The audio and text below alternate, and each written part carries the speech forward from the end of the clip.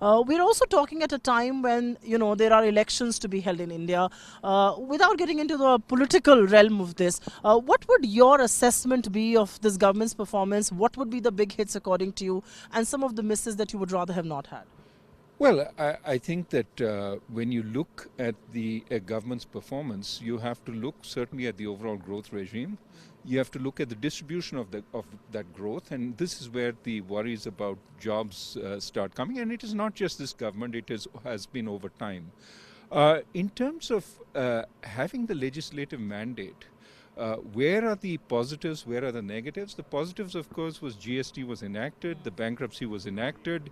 The negatives, to some extent, is we have done little on labor flexibility, which means sort of bolstering contract labor while giving employers some flexibility. There's a win-win to be had. We haven't moved in that direction. The other big, I think, lacuna is on land acquisition. How can we speed up land acquisition using the best practices across the states? Because clearly one of the roadblocks in terms of infrastructure rollout is that. And of course, that leads to the third problem, which is our infrastructure rollout has been quite slow. And really, to create jobs, especially for people leaving agriculture, infrastructure has to be central. So to some extent, I think both in terms of legislative activity in these areas, as well as improving the pace of growth, I think there's more can be done. No, I agree with you. I mean, people who are coming out of agriculture will need jobs, and those jobs alone can be created by infrastructure, construction, and all of that.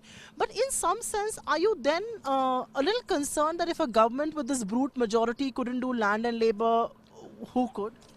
Well, I think and is that going to be politically so unpalatable that we'll perhaps not see those happen? Well, this is the difficulty of political leadership. It is how to build a consensus about these ways of reform. Many of us now have read that wonderful book about how Narasimha Rao managed those reforms from behind the scenes along with Dr. Manmohan Singh. And we need something like that somehow we need to push ahead on reforms. We need a second generation of reforms.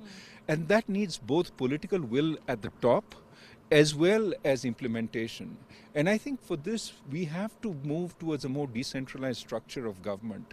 An overly centralized structure of government may offer leadership, but may not offer the ability to implement. And one of the lacunae we've seen over the last few years is that the policy plans at the top tend to remain that. They don't get translated into implementation.